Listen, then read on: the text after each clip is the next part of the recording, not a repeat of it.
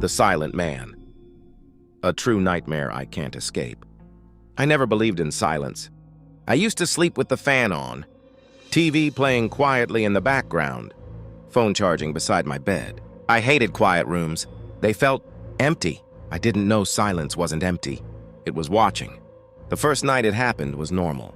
I came home late from work, too tired to eat, too tired to think. I lay down, scrolling through my phone, when suddenly the fan stopped. Not slowly, not naturally. It just stopped. No sound. No hum, no air. I frowned and reached for the remote. That's when I noticed something worse. The TV had turned off. My phone screen went black.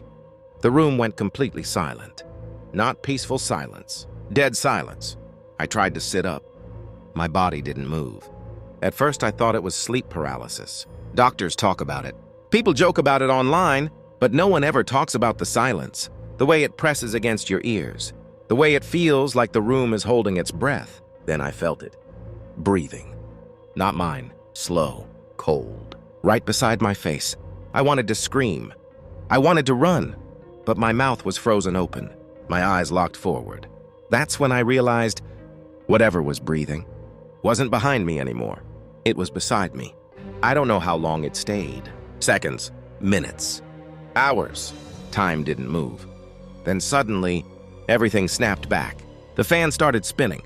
The TV flickered on. My phone buzzed. I gasped and sat up, drenched in sweat. A nightmare, I told myself. Just a nightmare. I didn't sleep the rest of the night. The second night was worse. Because this time, it said my name. I was awake. Wide awake. Lying in bed, staring at the ceiling. I kept the lights on. Fan on full speed. Music playing softly. I wasn't taking chances. At 2:17 a.m., my phone buzzed. One notification. Unknown sender. Don't move. My heart slammed against my chest.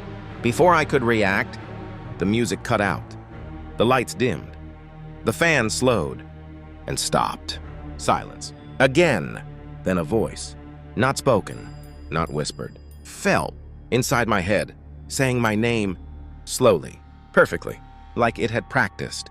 My vision blurred as something leaned closer. I felt cold air brush against my cheek. Goosebumps erupted across my skin. Then, pressure. Something pressed gently against my shoulder. Not grabbing, not hurting, just enough to let me know it could. I passed out. I know because I woke up on the floor. Morning light pouring through the window. My phone cracked beside me. No messages. No missed calls. No proof. Except one thing. A dark handprint on my shoulder. Too large to be mine. I didn't sleep at home after that. I stayed with friends, hotels, anywhere but my bedroom. For a week, nothing happened. I started to relax. Then I noticed something. Silence followed me. Elevators, empty offices, late-night streets. Every time sound disappeared, I felt watched. I felt breathing. But I never saw it until last night. I was driving home around midnight. Radio on, windows down. The road was empty. Then the radio cut out. Static. Then silence. The streetlights went dark one by one. My car stalled. And in the rearview mirror, I saw him. Tall. Too tall. No face. No eyes. But I knew he was looking at me. My phone lit up. One final message. You turned around. I didn't remember doing it, but I had. He was standing beside my door now. So close the windows fogged from his breath. Then he leaned in and touched me. I woke up in my bed. Morning light. Fan spinning. Phone charging. No marks. No handprint. No messages. But my bedroom was silent. Too silent. And behind me, something was breathing. I'm posting this because I don't know how much time I have left. If your room ever goes quiet, if you feel cold air beside your face, if something says your name without speaking, don't turn around. And if this story suddenly stops uploading, you'll know why.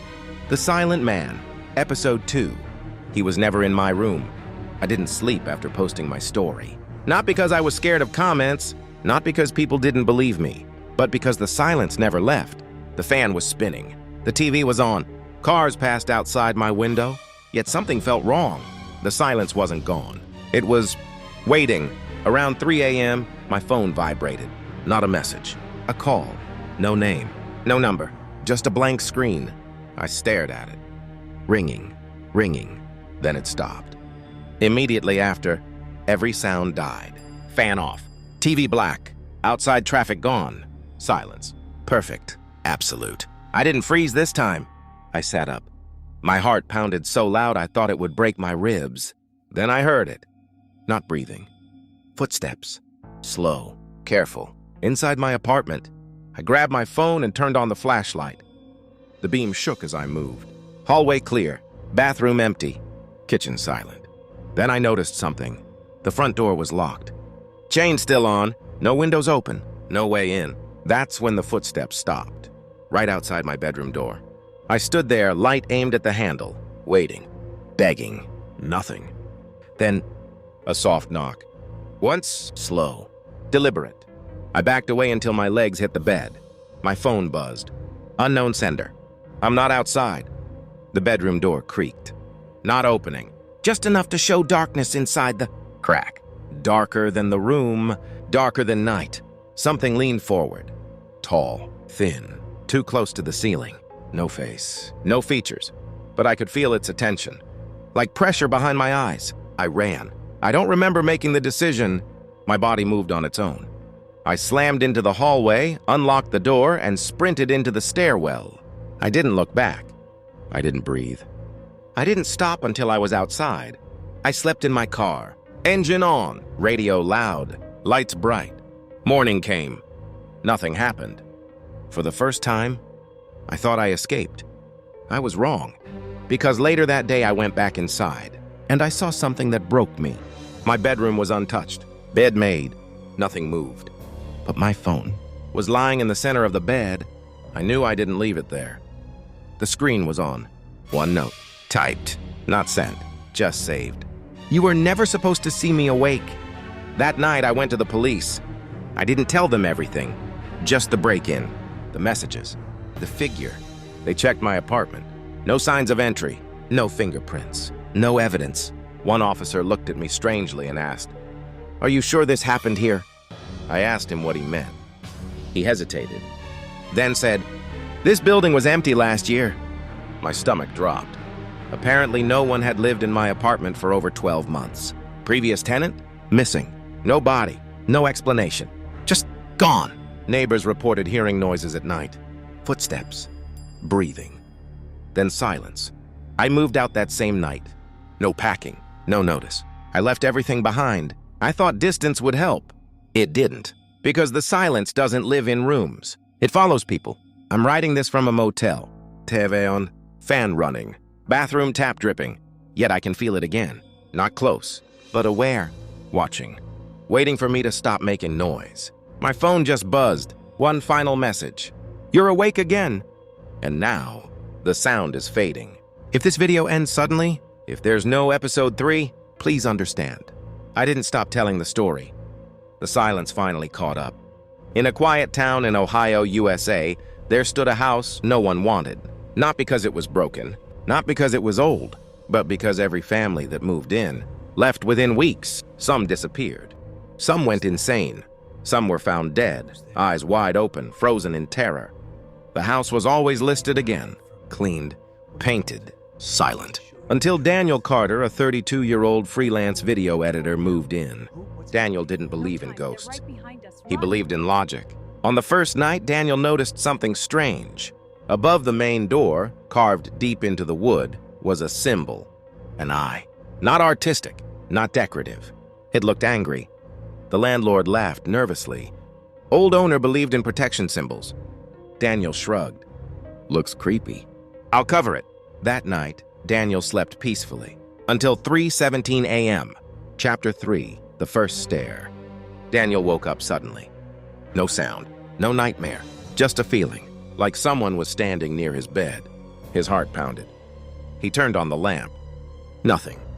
But when he looked at the mirror across the room, his reflection looked delayed. For half a second, the reflection didn't blink. Then it smiled. Daniel stepped back.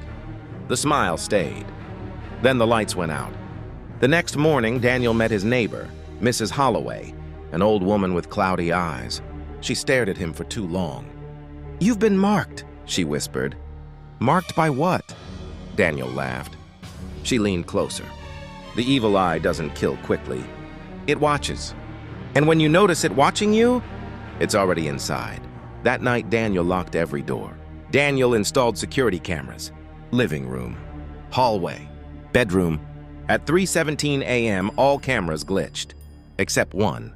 The hallway camera showed something impossible. The carved eye above the door was opening, not moving, blinking. A slow, wet blink. From inside the wood, whispers started. Not loud, not clear. They came from behind walls, from inside mirrors, from the dark corners of the room. Don't look away. Let us see you. Daniel covered mirrors. The whispers got louder. When he closed his eyes, he felt fingers on his eyelids, forcing them open. One night, Daniel found a new file on his computer.